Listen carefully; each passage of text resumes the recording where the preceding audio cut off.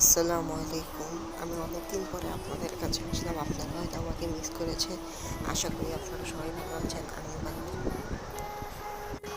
সম্প্রতি আমাদের পৃথিবীতে একটি বিশ্বকাপ শুরু হয়েছে, যে বিশ্বকাপের নাম ফিফা ওয়ার্ল্ড কাপ।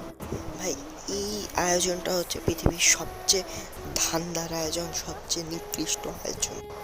কারণ গতবার কাতার $270 মিলিয়ন দিয়ে ফিফা বিশ্বকাপ আয়োজন করেছিল। অন্যদিকে বিশ্ব খাদ্য সংস্থা জানান দিয়েছে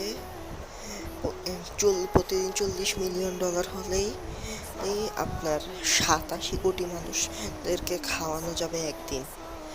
তাহলে ভাবুন, এই টাকা যদি ফিফা বিশ্বকাপে না খরচ করে যদি এই গরিবদেরকে খাওয়ানো হতো তাহলে কত ভালো হতো। আর আমাদের দেশে অনেক ব্রাজিল আর্জেন্টিনা নিয়ে অনেক মারামারি হয়, অনেক মিছিল হয়, র্যালি হয়, বিশ্বকাপের র্যালি। আসলে ভাই, তারা হচ্ছে ইহুদিদের ভাই। আমরা জেনে শুনে কেন ইহুদিদেরকে সাপোর্ট করব?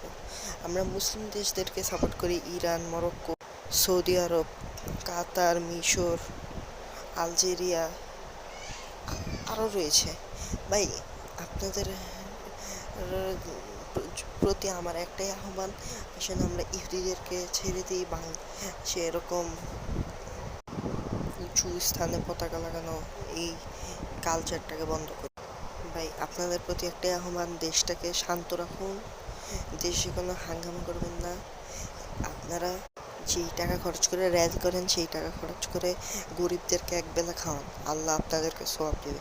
আসসালামু আলাইকুম। আমার কথায় কেউ কষ্ট নেবেন না, আমি উচিত কথাই বললাম। আসসালামু আলাইকুম, ভালো থাকবেন।